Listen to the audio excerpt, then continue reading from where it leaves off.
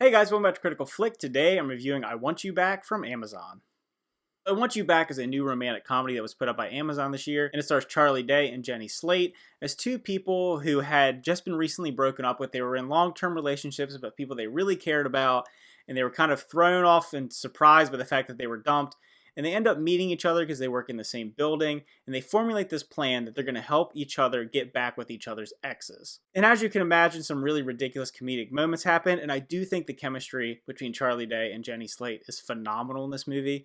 I didn't hear a lot about it. There's like no marketing around this movie, and then I popped it on just because I'm a big Charlie Day fan, and it's really enjoyable. It's a really solid, fun, romantic comedy movie that really tugs at your heartstrings, but has some laugh-out-loud moments. Scott Eastwood is also in this movie, and he plays the ex-boyfriend of Jenny Slate's character, and him and Charlie Day form this relationship, this bond together. They're kind of these buddies because he tries to get into, become a friend with him so he can convince him to get back with his ex.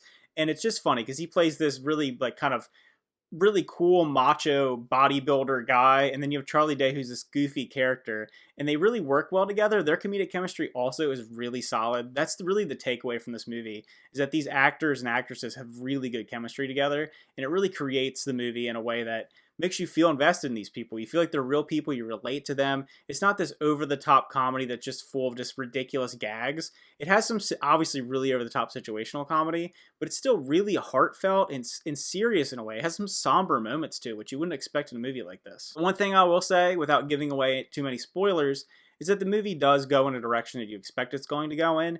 These kind of movies, this kind of formula tends to pop up every couple years, the same kind of romantic comedy film where two outcasts come together to help get back with the other, and you know where it's probably going to go. But I did think that they subverted expectations a little bit towards the end, but it does feel earned. It doesn't feel like it's out of left field. You definitely think that these characters create this relationship, this friendship that you're rooting for, and I really did enjoy that about the movie. Honestly, to go along with the chemistry, I think the comedic writing is really well done. There's really some great quick timing moments that work really well. There's some really shocking situational comedy that's really funny, but then still realistic enough that it's crazy and funny, but it's not like, wow, this movie's gone completely off the rails. So if I were to rate this movie, I would give it an 8 out of 10. A lot better than I was expecting, and honestly, I wasn't really expecting a lot. No one talked about it. There wasn't really an advertising on it. I didn't know what to expect putting it on, but it was really fun. It was really enjoyable, and by the end, I was really invested. It pulls on your heartstrings, and it's really all I can ask from a romantic comedy. Maybe it's not the most, over-the-top, ridiculous movie, or just something that really is huge, and you expect this huge romantic gestures, but I think as a little movie about two kind of outcasts trying to help each other in just a real world, kind of like a real rundown world, and chasing your dreams and things like that, it really resonated with me, and I really did enjoy it. So if you checked out I Want You Back, let me know what you thought about it. Did you enjoy it as much as me?